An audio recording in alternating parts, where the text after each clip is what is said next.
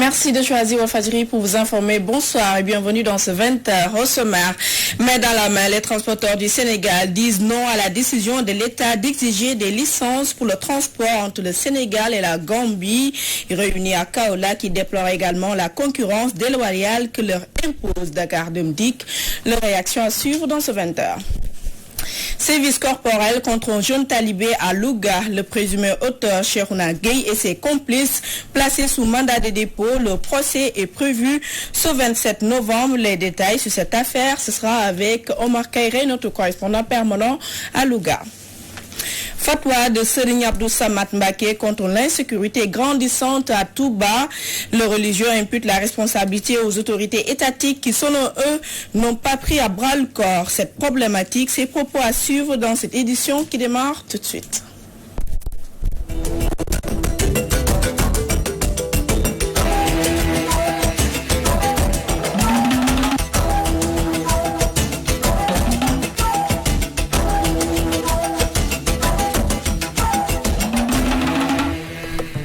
Merci de nous recevoir chez vous. Les regroupements des transporteurs du Sénégal se sont réunis à Kaolack pour unir leurs forces et combattre la décision de l'État du Sénégal d'exiger des licences pour le transport entre la Gambie et le Sénégal. Ils réclament également des mesures face à la concurrence déloyale imposée par Dakar et Allo Dakar.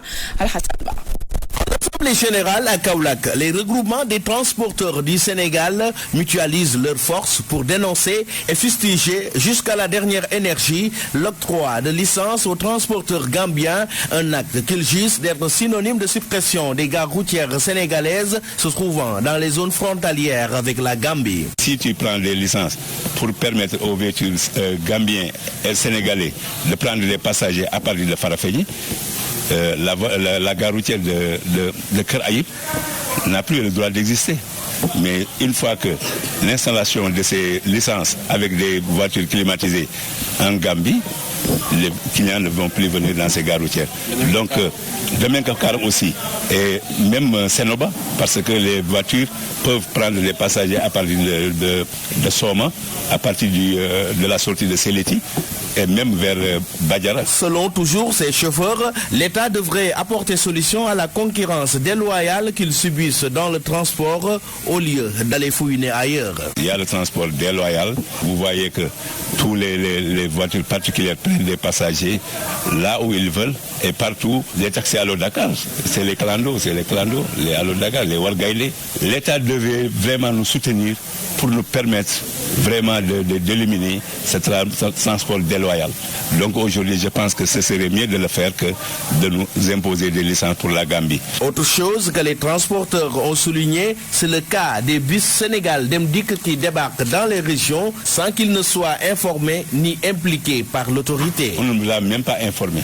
Donc les bus qui n'ont pas de numéro d'immatriculation, donc c'est bizarre parce que les trafiquants, les délinquants peuvent prendre ces bus, c'est plus facile de le faire. Ces bus ne sont pas contrôlés. Donc, je pense que vraiment, c'est pour mettre à l'abri les malfaiteurs, ces bus Sénégal Demdik. Cette décision d'exiger des licences dans le transport entre le Sénégal et la Gambie est loin d'arranger les choses pour tous ceux qui s'activent dans les gares routières des villes frontalières autour desquelles des milliers de personnes trouvent leur gagne-pain. Je pense qu'il est temps de revenir sur cette décision et c'est pas tard. À chaque fois qu'on fait un décret, le président peut y revenir. Donc il faut tout faire pour en revenir. Kaolack, Al-Hassan Ba, Abdoulaye Dia, Walfadjri. À Yarar, les populations ont barré la route dimanche soir. Elles dénoncent au manque de passerelles pour passer en toute sécurité au-dessus des voies ferrées. Et les autorités municipales disent n'avoir pas été avisées par les responsables du TER. Babacar Junior Fall a fait un tour à Yarar. Avec la construction de ce pont, Hann Bel-Air est coupé en deux. Pour aller d'un quartier à un autre, il faut désormais emprunter ce pont. Très remonté, les habitants de Yarakh ont barré la route de Rufisque. C'est fait exprès. L'État ne nous considère pas, nous les populations de Yarakh. Ils croient qu'on est enclavé, alors que c'est faux. Les travaux du TER impactent négativement sur le quotidien de ces populations. Pour aller à leur lieu de travail, certains souffrent le martyre. C'est difficile de passer. De la SDE jusqu'ici, il n'y a pas de passerelle. Comment faire avec les personnes âgées s'il n'y en a pas? Les populations ont été mises devant le fait accompli. Ce mur, qui servait de passage pour les milliers de personnes, a été fermé sans que les autorités locales ne soient informées. On déplore la situation parce que la commune n'a pas été impliquée. Même le maire n'est pas au courant alors que c'est l'autorité locale. Depuis 2 jours, pour aller de un village à une plage, il faut obligatoirement passer par ce pont inachevé. Les piétons marchent plus de 800 mètres à côté des voitures. Le danger est toujours présent. Je vous l'annonçais à l'entame de ce 20h, maltraitance de jeunes talibés à Ngagne, c'est dans le département de Louga. Le maître coranique Cheikhouna Gueye dit Khadim et 5 autres individus placés sous mandat de dépôt. Le procès est prévu ce 27 novembre, nous dit Omakere. Le maître coranique Cheikhouna Gueye dit Khadim, placé sous mandat de dépôt, et 5 autres mis en cause, dont 2 femmes. Il s'agit du forgeron qui fabriquait les monotes et 4 de ses proches. Ils sont poursuivis pour maltraitance. C'est vers les coups de 13 heures qu'ils ont été placés sous mandat de dépôt par le procureur près le tribunal de grande instance de Louga. Transférés à la maison d'arrêt et de correction de Louga, Cheikhouna Gueye et ses co-accusés vont se présenter devant le juge ce mercredi 27 novembre. Des maîtres coraniques, parents et proches sont venus nombreux au tribunal pour montrer leur soutien à ces mises en cause. Cheikhouna Gueye a été mis aux arrêts ce vendredi par les éléments de la brigade de Koki qui avaient fait une descente dans son dara situé à 1 km de Ndiagne après la diffusion d'images montrant des enfants monotés. Les gendarmes vont ensuite appréhender les 5 autres personnes après avoir mené leur enquête. Oumar Kairé Louga, Walfadjiri. Une organisation syndicale n'est jamais d'accord avec une hausse. Réaction de Cheikh Diop après la décision du gouvernement d'augmenter de 10% les tarifs de l'électricité. Le secrétaire général de la CNTS-FC exige une augmentation généralisée des salaires. Voici Cheikh Diop au micro de Moussa Sen. L'organisation syndicale n'est jamais d'accord avec une hausse. Une hausse doit être accompagnée par l'amortissement de notre pouvoir d'achat. Aujourd'hui, il est difficile de constater que nos négociations sur les augmentations de salaires généralisées dans le secteur privé et sur les réformes de la Convention collective nationale interprofessionnelle tardent. Pendant ce temps, il y a une hausse est annoncée. Nous attendons de voir. Ce que nous pouvons dire aujourd'hui, c'est que cette hausse viendra alourdir le pouvoir d'achat des travailleurs. Et les organisations syndicales que nous sommes ne pouvons pas l'accepter et nous demandons à ce que les négociations sur les salaires avancent pour qu'on puisse tout au moins amortir un tant soit peu cette hausse qui s'annonce. Et puis à Djedjewai, la société civile sur le bâton contre les politiciens véreux. Elle s'érige en sentinelle pour une gestion transparente des ressources et s'indigne en outre de l'affaire des faux billets impliquant Seydina Fall Bougazali. Voici Cheikh Seyni Traoré au micro de Théodore Semedo. Que depuis quelque temps, comme la risée des réseaux sociaux. Et cela est orchestré par nos leaders politiques locaux. L'affaire Aliou Sall, un paiement secret de 250 000 $, soit environ 146 millions de francs CFA à une société dirigée par le frère du président sénégalais, dans le cadre de contrats pétroliers et gaziers. Faisant le ratio du montant avec notre population, on en est venu au fameux montant de 400 000 francs que certains Sénégalais réclament toujours à notre maire Aliou Sall. Le député Seydina Fall Bougazali vient d'être cité dans une affaire de trafic de faux billets, de blanchiment d'argent, d'association de malfaiteurs et tentative de corruption à des agents de la gendarmerie. Le nord de Guédiawaye se trouve à nouveau sous les projecteurs. Sans que l'on s'aperçoive de quelque chose, le nom de notre ville se trouve associé au trafic de faux billets. Et s'il en est ainsi, c'est parce que personne n'est uniquement l'enfant de ses seuls parents. Au Sénégal, nous avons une société communautaire de ne plus permettre à qui que ce soit de salir la réputation des habitants de notre très chère ville, Guédiawaye. Ce 25 novembre est célébrée la journée internationale de l'élimination de la violence faite aux femmes. Selon certaines estimations, 35% des femmes subissent des violences physiques et ou sexuelles au niveau national. 668 cas de violences sexuelles sur des mineurs ont été recensés entre 2017 et 2018. Suivons les précisions avec Mahmoud Abikassama.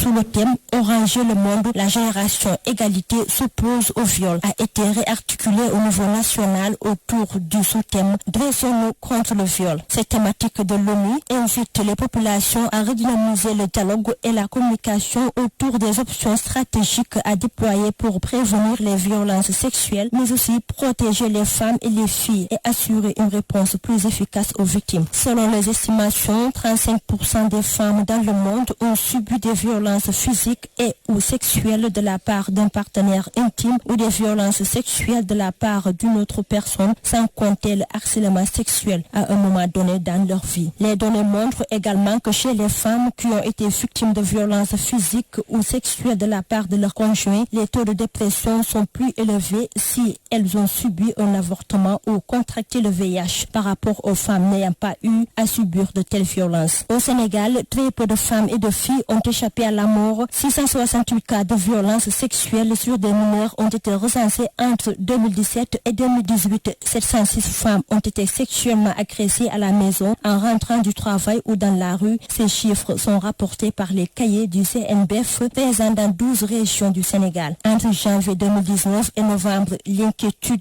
et la psychose sont en train de s'unir avec 14 femmes tuées, dont 3 mineurs de 11 à 16 ans et 2 femmes étaient en état de grossesse. De nos jours, la gente féminine dit stop à la violence faite aux filles et aux femmes. 37 États africains se sont réunis à Dakar ce lundi pour échanger sur la sécurité en Afrique, mais aussi sur l'affaire des nucléaires. Les acteurs de l'autorité de radioactivité, radioprotection et de sûreté nucléaire entendent ainsi renforcer le régime de sécurité pour protéger les personnes et l'environnement contre les conséquences d'un événement malveillant. Voici Ndeye Aramboy Faye, secrétaire général de l'ARSN, au micro de Moussa Sen. Nous sommes réunis avec 37 pays africains, 5 organisations internationales que sont donc Interpol, l'Organisation des Nations Unies qui lutte contre les drogues et les crimes.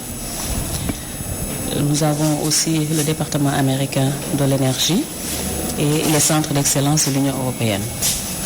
Et évidemment avec l'Agence internationale de l'énergie atomique.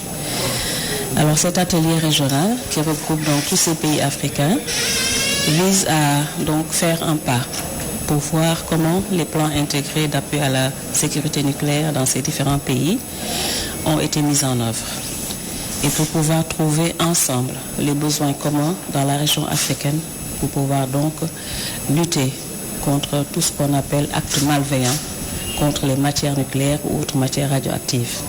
Parce que vous savez que depuis les événements du 11 septembre aux États-Unis, la communauté internationale s'est dit qu'une menace provenant du nucléaire est bien réelle et a incité les pays à mettre en place des plans sur la sécurité nucléaire pour pouvoir donc avoir des mesures de protection de ces matières nucléaires ou autres matières radioactives qui, lorsqu'elles sont utilisées par des personnes malveillantes, peuvent faire beaucoup de mal à la société, tant sur le plan sanitaire que sur le plan économique. Nous en venons à l'actualité internationale, c'est avec Issatine.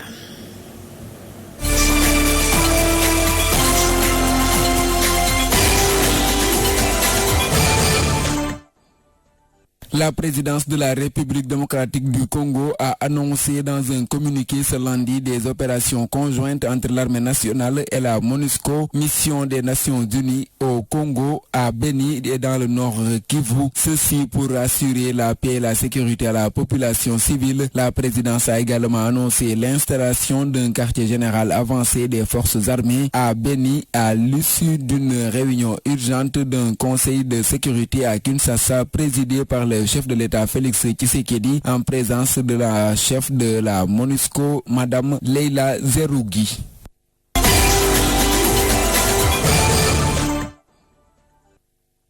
Les États-Unis ont rappelé leur ambassadeur au Soudan du Sud pour réexaminer les relations avec ce pays en guerre après l'échec à former un gouvernement d'union nationale dans les délais prévus. Annonce faite ce lundi par le département d'État américain. L'ambassadeur est rappelé pour consultation liée au récent échec des partis à former un gouvernement intérimaire d'union nationale avant la date butoir du 12 novembre, a déclaré la porte-parole de la diplomatie américaine. Et donc c'est après l'échec des autorités soudanaises.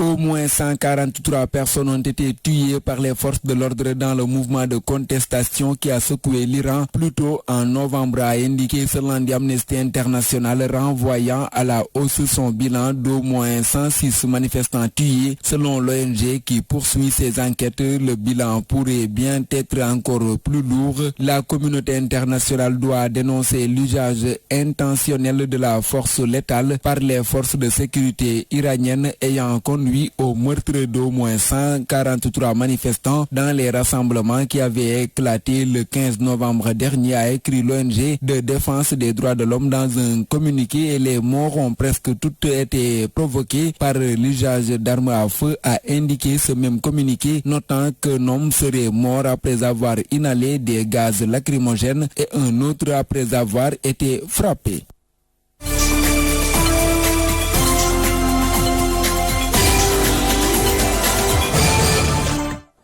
Sport à présent, football, Navetan, le parrain de la finale du tournoi de la jeunesse, se réjouit de la mobilisation de la population de Fatigue. Mamadou Nyangom compte faire de son mieux pour être aux côtés des Fatiguois. Le voici au micro de Al-Khairi Aïdara. Un sentiment de joie et de fierté en tant que jeune, que des jeunes puissent organiser un tournoi et passer à ma modeste personne pour me faire le parrain de ce tournoi. Donc je suis animé d'un sentiment de fierté, mais aussi de redevabilité vis-à-vis de cette jeunesse-là. C'est pourquoi quand même on n'a pas lésiné quand même sur les moyens pour rehausser en tout cas cette journée pour qu'elle soit une fête de la jeunesse faticoise. Mais c'est ça notre mission, c'est d'accompagner le chef de l'État, le président Macky Sall, mais accompagner également le ministre des Sports Matar Ba. Donc c'est ça ma mission, ma feuille de route, elle est très simple. Et assurer ça, c'est être aux côtés des jeunes, les prérogatives du ministre des Sports et du maire de Fatick. Mais je sais qu'il y a un projet ambitieux qui va voir le jour dans quelques temps. Donc là, je laisse le soin à l'autorité de faire en tout cas cette annonce aux populations de Fatick. Mais tout ce que je puisse vous dire, c'est que les autorités de cette ville se mobilisent jour et nuit pour répondre aux doléances des populations, pour répondre aux préoccupations des populations. Donc je pense que dans les jours à venir, les populations de Fatick vivront des jours meilleurs et verront en matière d'infrastructure une nette amélioration. Et c'est la fin de ce 20h présenté avec un immense plaisir. Retrouvez tout de suite Moustapha Diop pour la dernière partie de l'édition du soir. Quant à moi, je vous retrouve demain. Bonne suite des programmes sur Wolf TV. Au revoir.